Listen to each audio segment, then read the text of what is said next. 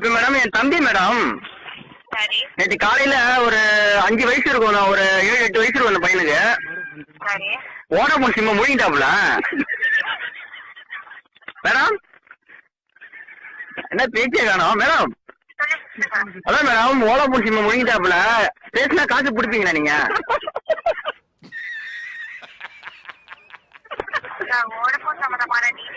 Madam அப்புறம் இது அப்புறம் அப்புறம் உங்க வீட்டு சிம்மா தான் சொல்றேன். வோடாஃபோன் சிம்ம என் தம்பி முழுங்கிட்டாப்புல.